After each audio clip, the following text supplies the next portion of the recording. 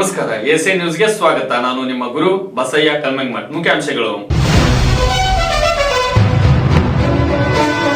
ಯಾದವ ಸಮಾಜ ಅಭಿವೃದ್ಧಿಗೆ ಸರ್ಕಾರ ಮುಂದಾಗಲಿ, ಯಾದವಾನಂದ ಸ್ವಾಮೀಜಿ.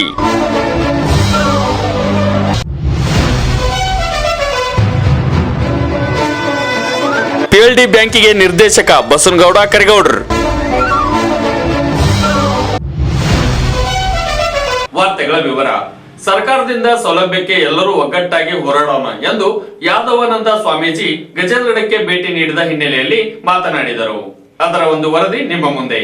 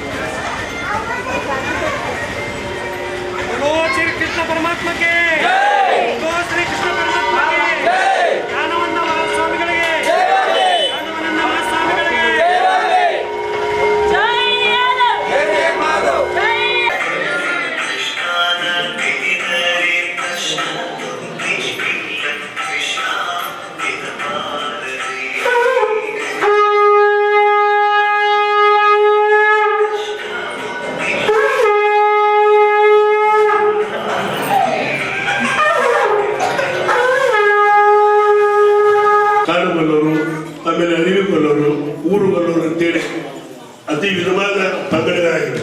ಇವುಗಳನ್ನು ಒಗ್ಗೂಡಿಸಬೇಕಾದ್ರೆ ನಮ್ಮ ಶ್ರೀಗಳು ಸಾಕಷ್ಟು ಶ್ರಮ ಪಡಬೇಕಾಗುತ್ತೆ. ಮತ್ತು ಈಗ ಅವರು ಸದ್ಯ ಪದರಲ್ಲೂ ಕೂಡ ಮರಳು ಕಷ್ಟಗಳಿವೆ. ಏನು ಆಗ್ತಿದೆ ಅಂತೇಳಿ ಶ್ರೀಗಳು ಮತ್ತೊಮ್ಮೆ ಪ್ರವಾಸ ಮಾಡಿದ್ರೆ ನಮ್ಮ ಜನಾಂಗದ ಸ್ಥಿತಿಗತಿಗಳು ಗೊತ್ತಾಗ್ತದೆ. ನಮ್ಮ ಜನಾಂಗ ಸ್ಥಿತಿ ಬಹಳ ಕನಿಷ್ಠ ಜೀವನ ನಡೆಸ್ತಿದ್ದೇವೆ. ಅದು ಬೇರೆ ಜನರಿಗೆ ಏನಿಸ್ತದೆ, ನಾವು ಈಗ ಸದ್ಯ ಈ ಒಂದು ಸ್ಥಿತಿ ಒಳಗಂದ್ರೆ ದುಡಿಲಾರ್ದರೆ ನಮ್ಗೆ ಕೆಲಸವಿಲ್ಲ, ಯಾರು ನಾವು ಹೊಲ ಇಲ್ಲ, ಸರಿಯಾದ ಮನೆಗಳಿಲ್ಲ, ನಿವೇಶಗಳಿಲ್ಲ, ಅದು ಕಷ್ಟಕರ ಜೀವನ ಮಾಡುತ್ತಿದ್ದೇವೆ. ನಮ್ಮ ಹಳ್ಳಿಗಳಲ್ಲಿ ಅಂದ್ರೆ ನಾವು ಯಾದವೀಕರ ಅಂತೀವಿ. ಯಾದವೀಕರ ಅಂದ್ರೆ ನಮ್ಮ ಜನಾಂಗ ಮುಂದಾಗ್ತಾ ಇರಲಿಲ್ಲ. ಹೇಗಂದ್ರೆ ಇಲ್ಲೇ ಮೇಲೆ ಕೆಲವು ಹಳ್ಳಿಗಳಲ್ಲಿ, ಈ ಕೆಲವು ಗ್ರಾಮಗಳಲ್ಲಿ ಏನ್ ಮಾಡ್ತಾರೆ ಅಂದ್ರೆ, ನಾವು ಗಜೇಂದ್ರಗಳಲ್ಲಿ ಎಲ್ಲರೂ ಒಂದು, ನಾವ್ಯಾರು ಭೇದ ಭಾವಿಲ್ಲ, ಜವಾಬ್ದಾರಿ ನಡೆಸ್ತೀವಿ. ಅಲ್ಲಿ ಕೆಲವು ಹಳ್ಳಿಗಳಲ್ಲಿ ಇವ ಕಷ್ಟ ಅನಿಷ್ಟ ಪದ್ಧತಿ, ಹೆಣ್ಣನ್ನು ಮದುವೆ ಮಾಡಿಕೊಂಡು ಹೆಚ್ಚು ಕೊಡುವುದು, ಇಲ್ಲ ಬಾಲ್ಯ ಮಕ್ಕಳನ್ನು ವಿವಾಹ ಮಾಡಿಸುವುದು, ಇವುಗಳನ್ನು ಯಾರು ಹುಟ್ಟಾಕಿದ್ರು ಗೊತ್ತಿಲ್ಲ. ಅವ್ರು ಯಾರಿಗೆ ಯಾರು ಹೇಳ್ತಾ ಇಲ್ಲ, ಹಿರಿಯರ ಮೇಲೆ ನಾವು ಮಾಡಕತ್ತೀವಿ. ಈ ಅನಿಷ್ಟ ಪದ್ಧತಿ ಮನುಷ್ಯರು ಇಷ್ಟೆಲ್ಲ ಇಟ್ಕೊಂಡು ನಮ್ಮಲ್ಲೇ ಬೇರೆ ಹುಟ್ಟಿ ನಾವು ಒಂದಾಗಕ್ಕೆ ಸಾಧ್ಯ ಇಲ್ಲದಾಗಿದೆ. ಶ್ರೀಗಳು ಬಂದು ಬಂದ ನಂತರ ಅವೆಲ್ಲವುಗಳನ್ನು ಮರೆತು ಎಲ್ಲ ಏನೇ ಇದ್ರು ಬರೆದು ನಾವು ಕೊಲ್ಲರು ಒಂದು ಈ ಬೇರೆ ಜನರು ನಮ್ಮ ಜೊತೆಗೆ ಇದ್ದಂತ ಬೇರೆ ಕುರುಬರು ಅವರೆಲ್ಲರೂ ಮುಂದಾಗಿ ಸವಲತ್ತುಗಳು ಪಡೆಯುವ ನಿಟ್ಟಿನಿದ್ದಾರೆ. ನಮ್ಮಲ್ಲಿ ಈ ಒಂದು ಆಗ್ತಾ ಇಲ್ಲ. ನಾನಂದ್ರೆ ನಮ್ಮ ಜನಾಂಗ ಮುಗ್ಗಟ್ಟಿನ ಕೊರತೆ ಆಗಿದೆ. ಅದಕ್ಕೆ ದಯವಿಟ್ಟು ಕಷ್ಟವಿರುವ ಜೀವನವನ್ನು ನಮ್ಮನ್ನು ಕೂಡ ಎಷ್ಟಿಗೆ ಸೇರಿಸಿ ಎಲ್ಲರೂ ಕಾಡುಗಳನ್ನು ಅವರು ಚಿನ್ನಪ್ಪನ ಡ್ರೈವರ್ ಇದ್ದಾಗ ಯಾವ ಕಾಡುಗಳು ಇದ್ದಿಲ್ಲ ಏನಿಲ್ಲ ಕೊಲ್ಲರು ಒಂದೇ ಇರ್ತಿತ್ತು. 1994 ಜೂನದ ಬೃಹತ್ ಪ್ರತಿಭಟನೆ ಮಾಡಿದ್ವಿ. ಇಡೀ ಕೊಲ್ಲ ಜನಾಂಗದಲ್ಲಿ ರಾಜ್ಯಕ್ಕೆ ಗೊತ್ತಿದ್ದಿಲ್ಲ. ಅಷ್ಟೊಂದು ಪ್ರಮಾಣದ ಸೇರಿದ್ವಿ. ಅವು ಬರೇ ಕೊಲ್ಲರು ಅಷ್ಟೇ ಇತ್ತು. ಈಗ ಇತ್ತೀಚೆಗೆ ಒಂದು 12 ವರ್ಷದಲ್ಲಿ ಕಾಡುಗಳು ಇವೆಲ್ಲ ಮಾಡ್ತಾರೆ. ಅವರು ನಮ್ಮ ವರ್ಷಿರ್ತಾರೆ, ನಾವು ವರ್ಷಿರ್ತಾರೆ. ನಮ್ಮ ಜೊತೆಗೆ ಕರ್ಕೊಂಡು ಹೋಗ್ತಾ ಇಲ್ಲ. ಅದನ್ನು ಕೂಡ ಶ್ರೀಗಳು ಅವರಿಗೆ ಮನವರಿಕೆ ಮಾಡಿ ನಮಗೂ ಕೂಡ ಸರ್ಕಾರ ಸೌಲಭ್ಯ ಮತ್ತು ಮಕ್ಕಳಿಗೆ ಶಾಲೆ ಕಲಿಸೋದು ಕನಿಷ್ಠ ಬಹಳ ಸಮಸ್ಯೆ ಆಗಿದೆ. 1ನೇ ಕ್ಲಾಸ್ ಹುಡುಗರಿಗೆ ಕೂಡ ಕಲಿಸೋದು ಸಮಸ್ಯೆ ಆಗಿದೆ. ಯಾಕಂದ್ರೆ ಆ ಥರ ಪೀಳಿಗೆಗಳಾಗಿವೆ. ಆಮೇಲೆ ನಮಗೆ ಮತ್ತೆ PG ಆಯಿತು. ಆಮೇಲೆ ನಮ್ಗೆ ಪ್ರವರ್ಗ 1 ಆಯಿತು. ಅವ ಪ್ರವರ್ಗ ಬಂದಿದ್ದಾಗ SC ST ಪ್ರವರ್ಗ ಮುಂದದ ಸವಲತ್ತುಗಳು ಸಿಗ್ತಿದ್ದವು. ಈಗ ಅವ್ರಿಗೆ ಅವೂ ಇಲ್ಲ. ಎಲ್ಲವೂ ಕಡಿಮೆಯಾಗಿ ಮುಂದೆ ಜನರಲ್ಲಿ ಹುಡುಕಲು ಹೋಗೋದಲ್ಲಿ. ಹಾಗಾಗಿ ನಮ್ಮ ಸಮುದಾಯದ ಈಗ ತಾನೇ ಚಿತ್ರದುರ್ಗ ಭಾಗದಲ್ಲಿ ಮತ್ತು ಆ ಕಡೆ ಈ ಕಡೆ ಏನು ಕಾಡುಗೊಲ್ಲ ಅಂತೇನು ಇದೈತೆ, ಇದನ್ನ ತಾವು ಮುತುವರ್ಜಿ ವಹಿಸಿ ತಾವು ಕಾಳಜಿಪೂರ್ವಕವಾಗಿ ಹೃದಯಪೂರ್ವಕವಾಗಿ ನಮ್ಮ ಪರವಾಗಿ ಎಲ್ಲರೂ ಒಂದೇ ಎಂಬ ಭಾವನೆಗಳು ಬರಲಿ, ವ್ಯಕ್ತವಾಗಲಿ. ಅದಕ್ಕೆ ತಾವು ಇದಕ್ಕೆ ನಮ್ಮ ಮೂಲಕ ನಿಮಗೆ ನಾವು ಸಂಪೂರ್ಣವಾಗಿ ಬೆಂಬಲವನ್ನು ಕೂಡ ಕೊಡುತ್ತೇವೆ. ಹಾಗೆ ಈಗ ತಾನೇ ಹೇಳಿದ ಹಾಗೆ ನಮ್ಮ ಗ್ರಾಮದಲ್ಲಿ ಗಜೇಂದ್ರಗಢದಲ್ಲಿ ಬಹಳಷ್ಟು ಜನರು ಕೂಲಿ ಕೆಲಸಗಳನ್ನೇ ಮಾಡಿ ಮನೆ ನಡೆಸುವ ಸ್ಥಿತಿಗಳಿವೆ. ಸರ್ಕಾರಿ ಸೌಲಭ್ಯಗಳು ಕೂಡ ಬಹಳ ವಿರಳ. ಸರ್ಕಾರಿ ಸೌಲಭ್ಯಗಳು ಬಂದರೂ ಕೂಡ ದೊರಕುವುದು ಕೂಡ ಬಹಳ ಕಡಿಮೆ ಆಯಿತು ತೀರ್ಮಾನಗಳಿದ್ದು ಕೂಡ. ಹಾಗಾಗಿ ಈ 3-4 ಜಿಲ್ಲೆಗಳ ಹೋಲಿಕೆ ಮಾಡಿದರೆ ಕೊಪ್ಪಳ, ಗದಗ ಜಿಲ್ಲೆಗಳಲ್ಲಿ ಕೂಡ ಹಿಂದುಳಿದ ಜನಾಂಗದವರು ನಾವು ಕಾಣುವ ಸ್ಥಿತಿಗಳು ಇದ್ದಾವೆ. ಹಾಗಾಗಿ ಈ ಜನಾಂಗದವರು ಬರುವ ದಿನಮಾನಗಳಲ್ಲಿ ರಾಜಕೀಯವಾಗಿ, ಆರ್ಥಿಕವಾಗಿ, ಸಾಮಾಜಿಕವಾಗಿ, ಶೈಕ್ಷಣಿಕವಾಗಿ ಮಕ್ಕಳನ್ನ ಈ ದಿನಮಾನಗಳಲ್ಲಿ ನಾವು ಏನು ಕೊಡಬೇಕಾಗಿಲ್ಲ. ಆ ಮಕ್ಕಳಿಗೆ ಉತ್ತಮ ಶಿಕ್ಷಣ ಒಂದೇ ದಾರಿದೀಪ. ಅವರಿಗೆ ಐಶ್ವರ್ಯ ಬೇಕಾಗಿಲ್ಲ, ಆಸ್ತಿ ಬೇಕಾಗಿಲ್ಲ, ಸಂಪತ್ತು ಬೇಕಾಗಿಲ್ಲ. ಏನನ್ನೂ ಕೊಡದೇ ಇದ್ದರೂ ಕೂಡ ಉತ್ತಮವಾಗಿ ಶಿಕ್ಷಣವನ್ನು ಕೊಡುವುದರ ಮೂಲಕ ನಮ್ಮ ಜನಾಂಗದ ಬರುವ ದಿನಮಾನಗಳಲ್ಲಿ ವ್ಯಕ್ತಿಗಳು ಕೂಡ ಭವಿಷ್ಯವಾಗಲಿ ಎಂಬುದೇ ಒಂದು ಉದ್ದೇಶ. ಹಾಗಾಗಿ ನಿಮ್ಮ ಮೂಲಕ ನಮಗೆ ಇತ್ತೀಚೆಗೆ ತಾನೇ ನಮ್ಮ ಜನಾಂಗದವರು MLC ಆಗಿರುವಂಥ ಶ್ರೀನಿವಾಸ್ ಅವರಾಗಿರಬಹುದು, ಮುನಿರಾಜ್ ಅವರಾಗಿರಬಹುದು, ಬೇರೆ ಬೇರೆ ವ್ಯಕ್ತಿಗಳು ಕೂಡ ಆಗಿರಬಹುದು, ನಾಗರಾಜ್ ಯಾದವ್ ಅವರು ಕೂಡ ಆಗಿರಬಹುದು. ಇಂತಹ ಜನಾಂಗದವರು ಇಟ್ಟುಕೊಂಡು ಇವತ್ತು ಆಡಳಿತ ಪಕ್ಷವೇ ಇರಬಹುದು, ವಿರೋಧ ಪಕ್ಷದವೇ ಇರಬಹುದು. ಇತ್ತೀಚೆಗೆ ಬಹುಶಃ ಒಂದು ವಾಟ್ಸಪ್ ನಲ್ಲಿ ಹರಿದಾಡುವ ಹಾಗೆ ST ಸೇರ್ಪಡೆಯಲ್ಲಿ ಕೇಂದ್ರದಲ್ಲಿ ಇದು ಇದೆ ಅಂತ ಹೇಳಿ 22 ಬರ್ತಾ ಅಂತಂದ್ರು. ಕೇಂದ್ರದಲ್ಲಿ ಅಧಿವೇಶನ ಮೊಟಕುಗೊಂಡಿದ್ದರಿಂದ ಅದು ಬರಲೇ ಇಲ್ಲ. ಹಾಗಾಗಿ ಬರುವ ದಿನಮಾನಗಳಲ್ಲಿ ಬಹುಶಃ ಇವತ್ತು ಮ್ಯಾದಾರ ಜನಾಂಗ ST ಸೇರ್ಪಡೆ ಆಯಿತು. ಗೊಲ್ಲ ಜನಾಂಗ ಬಹುಶಃ ಉತ್ತರ ಕರ್ನಾಟಕದಲ್ಲಿ ಬಹುತೇಕ ಭಾಗಗಳಲ್ಲಿ ಅತ್ಯಂತ ಕಡಿಮೆಯ ದಯನೀಯ ಸ್ಥಿತಿಯಲ್ಲಿ ಜೀವನ ಸಾಗಿಸುವಂತ ಜನಸಂಖ್ಯೆವಾಗಿದೆ. ಹಾಗಾಗಿ ತಮ್ಮ ಸ್ವಾಮಿಗಳು ಕೂಡ ಇದಕ್ಕೂ ಹೆಚ್ಚು ಮನ್ನಣೆಯನ್ನು ಕೊಡಬೇಕು, ಪ್ರವಾಸ ಕೈಗೊಳ್ಳಬೇಕು. ಈಗ ತಾನೇ ಬಹುಶಃ ಗಂಗಾವತಿಯಿಂದ ಬಂದಿರುವಂತ ಯಾದವರು ಕೂಡ ಅಂತ ಹೇಳಿದಂತ ನಮ್ಮ ಹಿರಿಯರು ಹೇಳಿದ್ರು, ನಿಮ್ ಜೊತೆ ನಾವು ಏನೋ ಹೆಚ್ಚು ಕೈ ಜೋಡಿಸ್ತೀವಿ. ಗ್ರಾಮೀಣ ಭಾಗದಲ್ಲಿ ಕೂಡ ಯಾದವ ಕಲಾ ಆಗದ ಹಾಗೆ ಅಣ್ಣ ತಮ್ಮಂದರ ಹಾಗೆ ಬದುಕಬೇಕು ಅನ್ನುವಂಥ ಉದ್ದೇಶಗಳ ಮೂಲಕವಾಗಿ ನಮ್ಮ ನೆರೆಹೊರೆಯ ಗ್ರಾಮಗಳ ಮೂಲಕ ನಾವು ಕೂಡ ನಮ್ಮ ಜನಾಂಗದವರ ಏಳಿಗೆಯನ್ನು ಬರುವ ದಿನಮಾನಗಳಲ್ಲಿ ಆಗುವಂತ ಉದ್ದೇಶಕ್ಕಾಗಿ ನಿಮ್ಮ ಬೆಂಬಲಕ್ಕೆ ನಾವು ಇರ್ತೀವಿ. ನೀವು ಎಲ್ಲೇ ಕರೆ ಕೊಟ್ಟರು ಕೂಡ, ನೀವು ಎಲ್ಲೇ ಬಂದ್ರು ಕೂಡ ಬರುವ ದಿನಮಾನಗಳು ಕೂಡ ನಾವು ಬರ್ತೀವಿ. ನಿಮ್ಮ ಈ ಒಂದು ಒಗ್ಗಟ್ಟನ್ನು ಪ್ರದರ್ಶಿಸಿ ನಮ್ಮ ಜನಾಂಗದವರಿಗೆ ಸಾಧ್ಯವಾದಷ್ಟು ಇವತ್ತು ಎಲ್ಲಾ ಜನಾಂಗದವರು ಬಡದಾಡುವಂಥದ್ದು ಬಹುಶಃ ನಮ್ಮ ಉತ್ತರ ಕರ್ನಾಟಕದಲ್ಲಿ ಲಿಂಗಾಯತ ಸಮುದಾಯ ದೊಡ್ಡ ಸಮುದಾಯ. ಅವರು ಕೂಡ ನಮಗೆ ಹಿಂಗೆ ಮಾಡ್ರಿ ಅಂತ ಕೇಳುವ ತೀರ್ಮಾನಗಳು ಬಂದವು.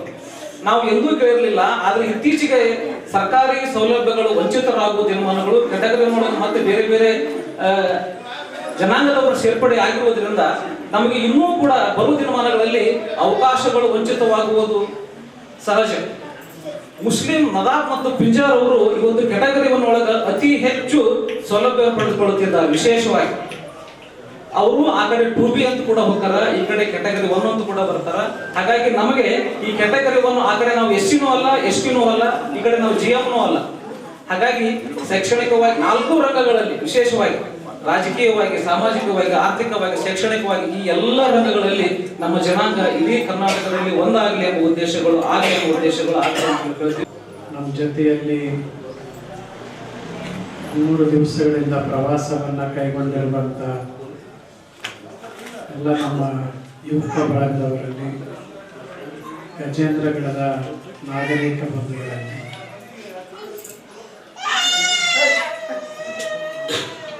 ಕಳೆದ 2 ದಿನಗಳಿಂದ ಏನು ಪ್ರವಾಸವನ್ನು ಕೈಗೊಂಡಿದ್ದೀವಿ, ಆ ಪ್ರವಾಸದ ಅನುಭವವನ್ನು ಹೇಳಬೇಕು ಅಂತಂದ್ರೆ, ಒಂದೊಂದು ಹಟ್ಟಿಗಳಿಗೆ ಹೋಗ್ಲಿಕ್ಕೆ ಸರಿಯಾದ ರಸ್ತೆನೇ ಇಲ್ಲ. ಅಷ್ಟೊಂದು ಹೀನಾಯ ಸ್ಥಿತಿಯಲ್ಲಿ ನಮ್ಮ ಸಮಾಜದವರು ವಾಸ ಮಾಡ್ತಾ ಇದ್ದಾರೆ. ನಾನು ಪ್ರವಾಸ ಕೈಗೊಂಡಿರುವಂಥ ಉದ್ದೇಶ, ನಮ್ಮ ಹಿರಿಯ ಯಜಮಾನರು ಹೇಳಿದರು, ಮೀಸಲಾತಿ ಸಂಬಂಧಪಟ್ಟಂಗೆ ಮಾತನಾಡಬೇಕು ಅಂತೇಳಿ. ನಾವು ಫೆಬ್ರವರಿ 10ನೇ ತಾರೀಕು ಚಿಕ್ಕೋಡಿಯಲ್ಲಿ ಒಂದು ಯಾದವ ಸಮಾವೇಶವನ್ನು ಮಾಡಬೇಕು, ಮುಖ್ಯಮಂತ್ರಿ ಅವರನ್ನ ಕರೆಸಿ ಸಮಾಜದ ಬೇಡಿಕೆಗಳನ್ನು ಇಡಬೇಕು ಅಂತೇಳಿ ನಮ್ಮ ರಾಜ್ಯಾಧ್ಯಕ್ಷ ಆಗಿರುವಂಥ DT ಶ್ರೀನಿವಾಸ್ ಅವರು ನಾವು ಎಲ್ಲರೂ ಸೇರಿಕೊಂಡು ಒಂದು ಕಾರ್ಯಕ್ರಮವನ್ನು ಮಾಡಿ ನಮ್ಮ ಮನವಿಯನ್ನು ಅರ್ಪಿಸಬೇಕು ಮುಖ್ಯಮಂತ್ರಿಗಳಿಗೆ ಅಂತೇಳಿ ಒಂದು ತೀರ್ಮಾನವನ್ನು ಕೈಗೊಂಡಿದ್ವಿ. ಆ ಕಾರ್ಯಕ್ರಮಕ್ಕೆ ನೀವೆಲ್ಲರೂ ಕೂಡ ಬರಬೇಕಾಗ್ತದೆ. ನಾನು ಒಬ್ಬರಿಗೆ ತಿಳಿಸ್ತೀನಿ, ನಂಬರ್ ಕೂಡ ಡೈರಿಯಲ್ಲಿದೆ, ನಮ್ಮ ಹುಡುಗ ಬರ್ಕೊಂಡಿದ್ದಾನೆ. ಇವತ್ತು SC STಗಳಿಗಿಂತಲೂ ಕೂಡ ಕಡೆಯಾಗಿ ನಮ್ಮ ಜನಾಂಗ ಜೀವನವನ್ನು ಮಾಡ್ತಾ ಇದೆ. ಅವರಿಗೆ ಶಿಕ್ಷಣ ಅಥವಾ ವಸತಿ ಸರ್ಕಾರದಿಂದ ಯಾವುದೂ ಕೂಡ ಸಿಗ್ತಾ ಇಲ್ಲ. ಯಾಕಂದ್ರೆ ಒಂದ್ ಕಡೆ ಬಸವಣ್ಣ ಮಾತಾಡ್ತಾರೆ, ಒಂದೇ ಒಂದು ಎತ್ತು ದೇವರ ಎತ್ತು, ಅದಕ್ಕೆ 5 ಜನ ವಾರಸುದಾರರು. ಒಬ್ಬ ತನ್ನ ಕಡೆಗಳಿದ್ದಾನೆ, ಇನ್ನೊಬ್ಬ ತನ್ನ ಕಡೆಗಳಿದ್ದಾನೆ. ಎಲ್ಲರೂ ಕೂಡ ಆ ಎತ್ತನ್ನ ಎಳೆದ ಪರಿಸ್ಥಿತಿ ಏನಾಗ್ತದೆ ಹೇಳ್ರಿ, ಕೊನೆಗೆ ಬಡಕ್ಲಾಗ್ತದೆ, ಕೊನೆಗೆ ಸತ್ತು ಹೋಗುವಂತ ಒಂದು ಪರಿಸ್ಥಿತಿ ನಿರ್ಮಾಣ ಆಗ್ತದೆ. ಹಂಗೆ ಕ್ಯಾಟಗರಿ 1ನಲ್ಲಿರ್ತಕ್ಕಂಥ ನಾವುಗಳು 120 ಜಾತಿ ಇದೀವಿ ನಾವು. ಅದರಲ್ಲಿ ಪರ್ಸೆಂಟೇಜ್ ಇರೋದು 4%.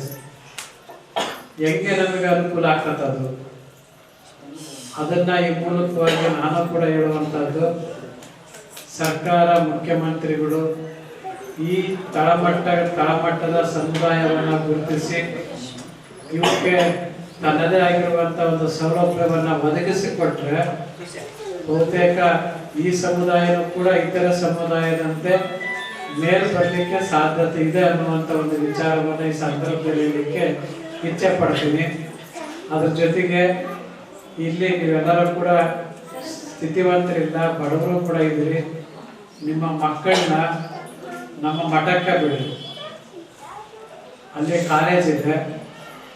ಬೇರೆ ನಡೆಸಿದ್ರು ಕೂಡ ನಮ್ಮ ಹಿಡಿತದಲ್ಲಿದೆ ಕಾಲೇಜು, ಬಿಲ್ಡಿಂಗು ನಮ್ಮ ಮಠದ್ದೇ ಇದೆ. ಪಕ್ಕದಲ್ಲೇ PUC ಕಾಲೇಜು, ಡಿಗ್ರಿ ಕಾಲೇಜು ಅಲ್ಲೇ ಇದೆ. ಮಠದಲ್ಲಿ ಅವರಿಗೆ ಅನ್ನ ಪ್ರಸಾದವನ್ನು ನೀಡ್ತೀವಿ. ಅದು ನೀವು ಕೊಟ್ಟಿರ್ತಕ್ಕಂಥ ದೇಣಿಗೆಯಲ್ಲಿ, ನಮ್ದಲ್ಲ ಅದು.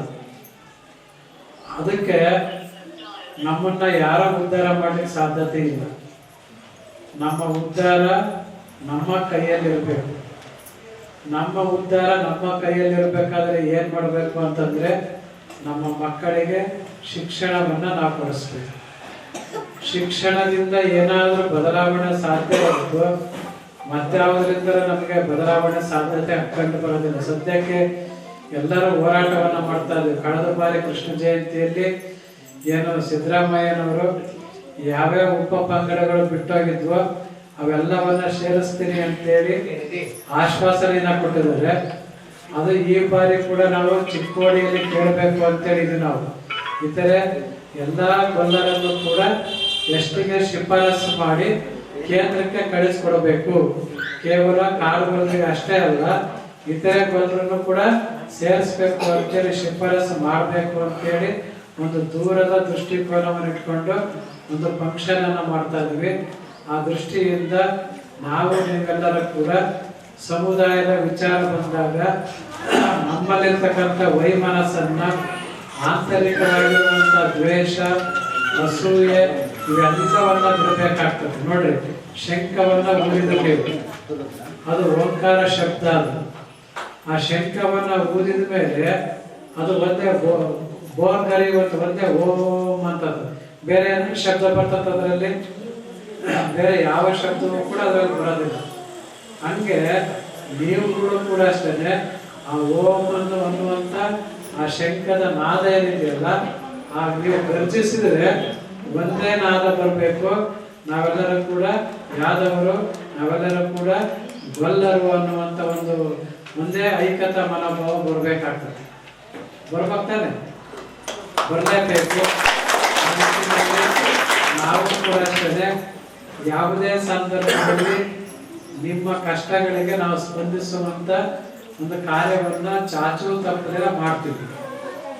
ಅದು ಯಾವುದೋ ಒಂದು ಪ್ರತಿಭಟನೆ ಆಗಿರಲಿ, ಮತ್ತೊಂದು ವಿಚಾರ ಆಗಿರಲಿ, ನೀವು ಕರೆದಾಗ ನಾನು ಬರ್ತೀನಿ, ನಾವು ಕರೆದಾಗ ನೀವು ಬರಬೇಕು. ಇಬ್ಬರು ಸೇರಿದಾಗ ಮಾತ್ರ ಏನಾದರೂ ಒಂದು ಬದಲಾವಣೆ ಆಗಲಿಕ್ಕೆ ಸಾಧ್ಯತೆ ಇದೆ.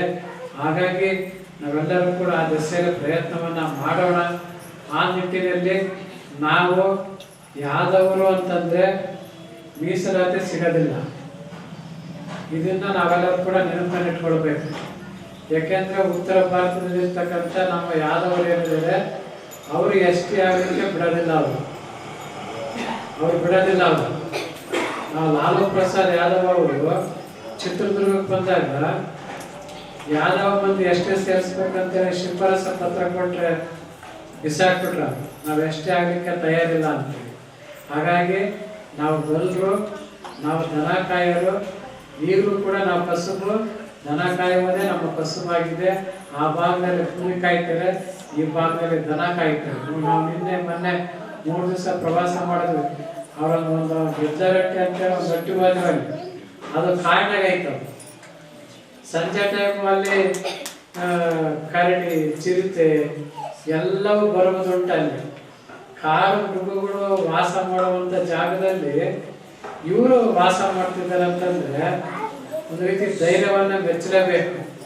ಅಂತ ಗಟ್ಟಿ ಹೃದಯ, ಅಂತ ಕೆಚ್ಚಲೆಯ ವೀರ ಮನಸ್ಸುಗಳು ಕೂಡ ಇದಾವೆ. ಹಾಗಾಗಿ ಆ ನಿಟ್ಟಿನಲ್ಲಿ ನಾವೆಲ್ಲರೂ ಕೂಡ ಪ್ರಯತ್ನವನ್ನ ಮಾಡೋಣ. ಮುಖ್ಯಮಂತ್ರಿಯವರನ್ನ ಕರೆಸ್ತೀವಿ. ಎಲ್ಲಿ ಚಿಕ್ಕವಳಲ್ಲಿ ಮಾಡೋದಂತೂ ಶತಸಿದ್ಧ. ಅಲ್ಲಿ ನಮ್ಮ ಜನಾಂಗದ ಬೇಡಿಕೆಗಳನ್ನು ಮುಖ್ಯಮಂತ್ರಿಯವರ ಮುಂದೆ ಇಡ್ಲಿಕ್ಕೆ ಪ್ರಯತ್ನವನ್ನ ಮಾಡ್ತೀವಿ.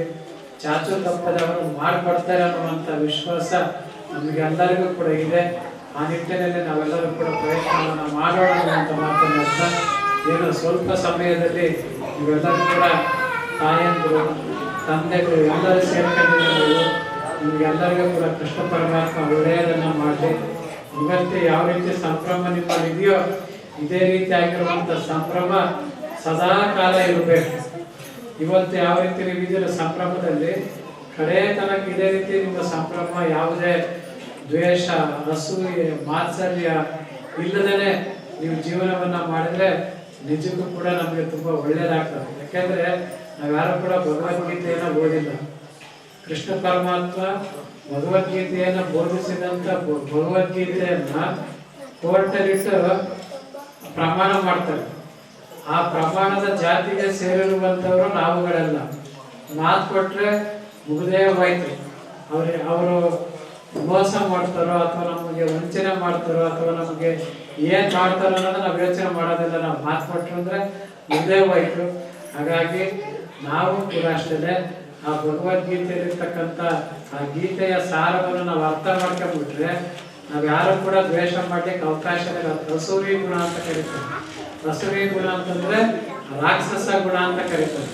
ಹಾಗಾಗಿ ಅಂತ ರಾಕ್ಷಸ ಗುಣವನ್ನು ಹೊಡೆದಾಟ, ಬಡದಾಟ, ಕಚ್ಚಾಟ ಇಷ್ಟು ದಿವಸ ನಾವು ಮಾಡ್ಕೊಂಡ್ಬಂದಿದ್ದು ಸಾಕು. ಇನ್ನು ಮೇಲಾದ್ರೂ ಕೂಡ ಅವೆಲ್ಲವನ್ನ ಬಿಟ್ಟು ಸಂಘಟಿತರಾಗೋಣ, ಒಗ್ಗಟ್ಟನ್ನ ಕಾಪಾಡ್ಕೊಳ್ಳೋಣ, ಹೋರಾಟವನ್ನ ಮಾಡೋಣ ಅನ್ನುವಂಥ ಮಾತನ್ನ ಈ ಸಂದರ್ಭದಲ್ಲಿ ಹೇಳ್ತಾರೆ. ಕರೆಯದಾಗಿ ಅಂಬೇಡ್ಕರ್ ಅವರು ಮಾತಾಡ್ತಾರೆ, ಬಡತನದಲ್ಲಿ ಹುಟ್ಟೋದು ತಪ್ಪಲ್ಲ, ತಪ್ಪಲ್ಲ, ಆದ್ರೆ ಬಡತನದಲ್ಲೇ ಸಾಯೋದಿದೆಯಲ್ಲ ಅದು ದುರಂತ ಅಂತ ಹೇಳ್ತಾರೆ.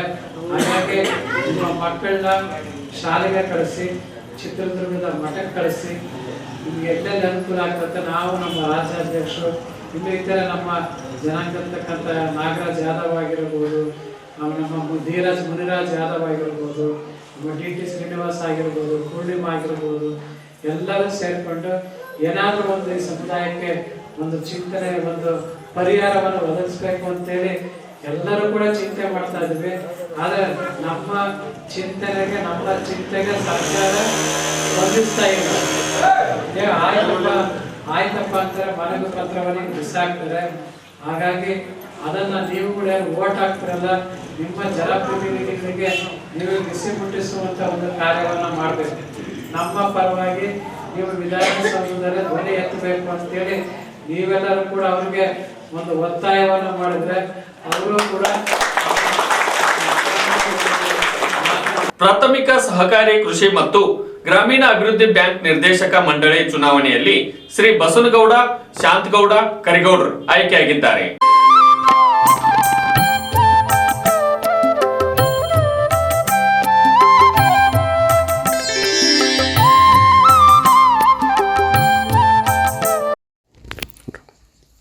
ಇದೇ ದಿನಾಂಕ 5/1/2025 PID ಬ್ಯಾಂಕಿನ ಒಂದು ಚುನಾವಣೆಯ ಅಭ್ಯರ್ಥಿಯನ್ನಾಗಿ ನಮ್ಮ ಬಸವಗೌಡ ಕರಿಗೌಡರು ಆ ಒಂದು ಅಭ್ಯರ್ಥಿ ಸ್ಥಾನ ಕಾಂಗ್ರೆಸ್ ಪಕ್ಷದಿಂದ ವಹಿಸಿಕೊಂಡಿದ್ದರು. ಅದಕ್ಕೋಸ್ಕರ ಕೊತ್ತಬಾಳ ಗ್ರಾಮದ ಹಿರಿಯರು, ಅದೇ ರೀತಿ ತಳಿಹಾಳ, ಹಿರಿಯಾಳ,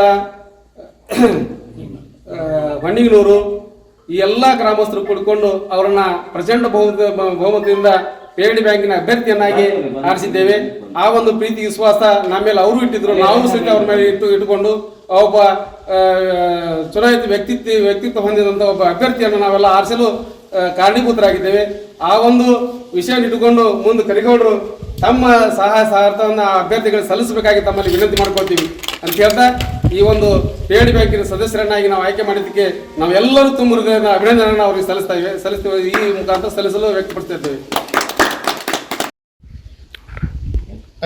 ದಿನಾಂಕ 5/1/2025 ತಾರೀಕಿನ ದಿನದಂದು ನಮ್ಮ ರೋಣ ತಾಲೂಕಿನ PID ಬ್ಯಾಂಕಿನ ಚುನಾವಣೆಯ ಒಂದು ಸಮಯದಲ್ಲಿ, ಆ ಚುನಾವಣೆಯಲ್ಲಿ ಯಾವತ್ತು ಕೊತ್ತಬಾಳದ ಮತದಾರರು, ಗುರು ಹಿರಿಯರು, ಕಾಂಗ್ರೆಸ್ ಪಕ್ಷದ ಎಲ್ಲ ಅಭಿಮಾನಿಗಳು ಮತ್ತು ಹಿರೇಹಾಳದ, ತಳಿಹಾಳದ, ಹೊನ್ನಿಗನೂರದ, ಕುರುಬನಾಳದ ಸಮಸ್ತ ಕಾಂಗ್ರೆಸ್ ಹಿರಿಯರು ನನ್ನನ್ನು ಪ್ರಚಂಡ ಬಹುಮತದಿಂದ ಆರಿಸಿ ತಂದಿದ್ದಕ್ಕಾಗಿ ತಮ್ಮೆಲ್ಲರಿಗೂ ನಾನು ಋಣಿ ಹಾಗೂ ಧನ್ಯವಾದಗಳನ್ನು ಅರ್ಪಿಸಲು ನಾನು ಭಾಳ ಸಂತೋಷ ಆಗುತ್ತದೆ ಎಂದು ನಾನು ಭಾವಿಸಿ ನನ್ನ ಈ ಸನ್ಮಾನವನ್ನು ಮಾಡಿದ್ದಕ್ಕೆ ತಮ್ಮೆಲ್ಲರಿಗೂ ಮತ್ತೊಮ್ಮೆ ಧನ್ಯವಾದಗಳನ್ನು ಅರ್ಪಿಸಿ, ಈ ಸನ್ಮಾನ ನಿಮಗೆ ಸಲ್ಲಬೇಕು, ಅದಕ್ಕೆ ಇದು ಸನ್ಮಾನ ಅಲ್ಲ, ನಿಮ್ಮ ಸೇವೆಯ ಭಾರ ಅಂತ ತಿಳ್ಕೊಂಡು ನಾನು ಸ್ವೀಕಾರ ಮಾಡ್ತೀನಿ ಎಂದು ಧನ್ಯವಾದಗಳು ಮಾಡಿ ಆ ಬ್ಯಾಂಕಿನ ಸೌಲಭ್ಯಗಳು ಎಲ್ಲರಿಗೂ ಸಿಗಲಿ ಅನ್ನುವಂಥ ಮಾಡಿರ್ತಕ್ಕಂಥ ಕಾರಣದಿಂದ ಅವರನ್ನು ಮತ್ತೊಮ್ಮೆ ರೀಎಲೆಕ್ಟ್ ಮಾಡಿದ್ದೀವಿ. ಅದಕ್ಕೋಸ್ಕರ ನಾವೆಲ್ಲರೂ ಅವರಿಗೆ ಧನ್ಯವಾದಗಳನ್ನು ಹೇಳಿ ರೈತರ ಹಿತಾಸಕ್ತಿಯನ್ನು ಕಾಪಾಡ್ಕೊಂಡು ಹೋಗಲಿ ತಾವು ಅಂತ ಅವರಲ್ಲಿ ಕೇಳ್ಕೊತಾ ಇದ್ದೀವಿ. ಇಷ್ಟು ಹೇಳಿ ನಾನು ಮಾಡ್ತೀನಿ. ಕೃಷಿ ಪ್ರಾಥಮಿಕ ಪತ್ತಿನ ಸಹಕಾರ ಬ್ಯಾಂಕಿನ ಚುನಾವಣೆಯನ್ನು ಇದೇ ದಿನ 5/1/2025 ನಡೆದಿದ್ದು, ಈ ಒಂದು ವಿಧಾನ ಕ್ಷೇತ್ರದ ಅಭ್ಯರ್ಥಿಯಾಗಿ ಬಸನಗೌಡರು ಕರಿಗೌಡರು ಅಭ್ಯರ್ಥಿಯಾಗಿ ನಮ್ಮ ಕ್ಷೇತ್ರಕ್ಕೆ ಸ್ಪರ್ಶಿಸಿದ್ರು. ಅದೇ ಪ್ರಕಾರವಾಗಿ ಹಿರೇಯಾಳು, ಕೊತ್ತಬಾಳು, ತಳಿಯಾಳ, ಹೊನ್ನಿಗನೂರ ಗ್ರಾಮದ ಎಲ್ಲ ಕಾಂಗ್ರೆಸ್ ಕಾರ್ಯಕರ್ತರು ಹಾಗೂ ಅಭಿಮಾನಿಗಳು ಸೇರಿ ಅವರೊಂದು ಈ ಚುನಾವಣೆಯಲ್ಲಿ ಪ್ರಚಂಡ ಬಹುಮತದಿಂದ ಆರಿಸಿ ತಂದು ನಮ್ಮ ಈ ಪ್ರಾಥಮಿಕ ಕೃಷಿ ಪತ್ತಿನ ಬ್ಯಾಂಕಿಗೆ ಆಯ್ಕೆ ಮಾಡಿದ್ದಾರೆ. ಅದಕ್ಕೆ ಅವರು ಆ ಬ್ಯಾಂಕಿನ ಹಿತವಾಗಿ ಒಳ್ಳೆಯ ರೀತಿಯಿಂದ ಸೇವೆ ಸಲ್ಲಿಸ್ತಾರೆ ಅಂತ ಎಲ್ಲರೂ ಭರವಸೆ ಐತಿ. ಅದರಿಂದಾಗಿ ಮುಂದಿನ ಬರುವಂಥ ಈ ಕಾಲದಲ್ಲಿ ಈಗ ನಮ್ಮ ರೈತರಿಗೆ ಏನೇನು ಅನುಕೂಲಕ್ಕಾಗುವಂಥ ಯೋಜನೆಗಳದಾವು ಅವನ್ನ ಪೂರೈಸಕ್ಕೆ ಅವರು ಯಾವಾಗಲೂ ಸದಾ ಸಿದ್ಧ ಇರ್ತಾರ. ಯಾಕಂತಂದ್ರೆ ಹಿಂದಿನ ಅವಧಿ ಒಳಗೆ ಅವ್ರ ಅಭ್ಯರ್ಥಿಯಾಗಿ 5 ವರ್ಷ ಸೇವೆ ಸಲ್ಲಿಸಿದ್ರು. ಅವರಾಗಿ ಅಭ್ಯರ್ಥಿ ಸೇವೆ ಸಲ್ಲಿಸಿಲ್ಲ, ನಾವಾಗಿ ಅಲ್ಲಿ ಅಭ್ಯರ್ಥಿ ಸೇವೆ ಸಲ್ಲಿಸಿ, ಅದೊಂದು ನಮ್ಗೆ ಹೆಮ್ಮೆ ವಿಷಯ. ಏನೋ ಒಂದು ಸಣ್ಣ ವಿಷಯ ಬಂತಂದ್ರೂ ಇದನ್ನ ಹ್ಯಾಂಗ್ ಮಾಡ್ಬೇಕು ಅಂತೇಳಿ ನಮ್ಮ ಗಮನಕ್ಕೆ ಎಲ್ಲರೂ ನಮ್ಮ ಕಾಂಗ್ರೆಸ್ ಮುಖಂಡರು ಯಾರ್ದಾರ ಅವ್ರನ್ನ ಕರ್ಕೊಂಡು ಮಾಡ್ಕೊಂಡು ಸಲ್ಲಿಸಿದ್ರ. ಆ ಒಂದು ವಿಚಾರದಾಗ ನಾವು ಅವರು ಆಯ್ಕೆ ಮಾಡುವ ವಿಷಯದಲ್ಲಿ ಒಣ್ಣೆಗೆ ಸೇರಿಸಿದ್ರು. ಕೊತ್ವಾಳ ಗ್ರಾಮಕ್ಕೆ ಅವಕಾಶ ಐತಿ, ನಿಮಗೆ ಕೊಟ್ಟಿ ನಾ ಇಲ್ಲ ಅಂತ ಹೇಳಿದ್ರು ಅವರು. ಅದಕ್ಕೆ ನಾವ್ ಯಾಕೆ ಒಲ್ಲೆ ಅಂತ ಹೇಳಿದ್ವಿ ಅಂತಂದ್ರೆ ಅವ್ರು ಅಷ್ಟ ನಾವು ಅಷ್ಟ. ಈಗ ಅವರು ಹಾಕ್ಯಾರ ಅಂತಂದ್ರೆ ನಾವು ಆದಂಗ ಅಲ್ಲೇ, ಆದ್ರೆ ಉದರ್ಗೆ ಗೊತ್ತೈತಿಲ್ಲ. ನಾನಂತೂ 5 ವರ್ಷ ಮೆಮರಿದ್ದಂಗಿದ್ದೆ. ಇವತ್ತಿನ ಈ ಸನ್ಮಾನ ಸಮಾರಂಭಕ್ಕೆ ಕಾರಣವಾಗಿರ್ತಕ್ಕಂಥ 5/1/2025 PLD ಬ್ಯಾಂಕಿನ ಎಲೆಕ್ಷನ್ನಲ್ಲಿ ಹೆಚ್ಚಿನ ಮತದಿಂದ ಆಯ್ಕೆಯಾಗಿರ್ತಕ್ಕಂಥ ಕರಿಗೌಡ ಸಾಹೇಬರಿಗೆ ಧನ್ಯವಾದಗಳನ್ನು ಹೇಳ್ತಾ ಇದ್ದೀವಿ. ಅವರನ್ನ ಮತ್ತೊಂದು ಸಾರಿ ಆರಿಸೋದಕ್ಕೆ ಇನ್ನೂ ಕಾರಣಗಳಿವೆ. ಏನು ಅಂತಂದ್ರೆ ಹೋದ ಪೀರಿಯಡ್ನಲ್ಲಿ ನಮ್ಮಲ್ಲಿ ಬರೀ 6 ಜನ ವೋಟರ್ಸ್ ಇದ್ರು. ಈ ಸಾರಿ ಮತದಾರ ಏನದಲ್ಲ, ಯಾರೇನು ಹೇಳಿದ್ರು ಅದಕ್ಕೆ ಅವ್ರು ಚಿನ್ನರ್ನಾಗಿರ್ತಾರ. ಹಂಗತೆ ನೆನೆಸ್ಕೊಂಡ್ರೆ ಎಲ್ಲಾದ್ರು ಅಭ್ಯರ್ಥಿ ಅಲ್ಲ, ಓಟ್ ಹಾಕಿಸ್ಕೊಂಡು ಹೋಗಿ ಕಟ್ಟ ಎಲ್ಲ 5 ವರ್ಷನೂ ಮರ್ತು ಬಂದ್ರು ಜನ ಸಾಕಷ್ಟು ನೋಡ್ತೀವಿ. ಅಂತ ವ್ಯಕ್ತಿ ಅವರಲ್ಲ. ಯಾಕಂತಂದ್ರೆ ಅವ್ರಿಗೆಲ್ಲ ಎಲ್ಲ ಕಂಡು ಬಂದಿವಿ ಇದ್ರಾಗ. ಅಂತ ಒಂದು ವ್ಯಕ್ತಿ ನಾವು ಮತ್ತೆ ಹಾರಿಸಿ ಬರಕ್ಕೆ ನಾವೇನು ಹಗಲು ರಾತ್ರಿಗಳೆಲ್ಲ ಒಟ್ಟು ಕೂಡಿ ಶ್ರಮಿಸಿ ಅವ್ರನ್ನ ಪ್ರಚಂಡ ಬಹುಮತ ಹಾರಿಸಿ ತಂದಿದ್ವಿ. ಅದಕ್ಕೂ ಅವ್ರು ಸದಾ ಇನ್ನು 5 ವರ್ಷ ಏನಾಯ್ತಲ್ಲ ನಮ್ಗಾಗಿ ಸೇವೆ ಮಾಡಕ್ಕೆ ಸದಾ ಸಿದ್ಧರಿರ್ತಾರೆ ಅಂತ ಹೇಳಿ ಈ ಒಂದು ಅಭಿನಂದನಾ ಸಮಾರಂಭಕ್ಕೆ ನಮ್ಮ ಕೊತ್ವಾಳ ಗ್ರಾಮದ ಕಾಂಗ್ರೆಸ್ ಮುಖಂಡರು, ಹಿರಿಯರು, ಮತದಾರರು ಸೇರಿ ಅವರಿಗೆ ಅಭಿನಂದನೆ ಸಲ್ಲಿಸಿದ್ವಿ. ಅಭಿನಂದನೆ ಸಲ್ಲಿಸಕ್ಕೆ ಎಲ್ಲರಿಗೂ ಈ ಒಂದು ಸಭೆಗೆ ಆಗಮಿಸಿ ಅವ್ರಿಗೆ ಅಭಿನಂದನೆ ಸಲ್ಲಿಸಕ್ಕೆ ನಮ್ಮ ಕೊತ್ವಾಳ ಗ್ರಾಮದ ಪರವಾಗಿ ಎಲ್ಲರಿಗೆ ನಾನು ಅಭಿನಂದನೆ ಸಲ್ಲಿಸುತ್ತೇನೆ. ನಮಸ್ಕಾರ. ಈಗ ಮತ್ತೊಮ್ಮೆ ಮುಖ್ಯಾಂಶಗಳು. ಯಾದವ ಸಮಾಜ ಅಭಿವೃದ್ಧಿಗೆ ಸರ್ಕಾರ ಮುಂದಾಗಲಿ, ಯಾದವಾನಂದ ಸ್ವಾಮೀಜಿ.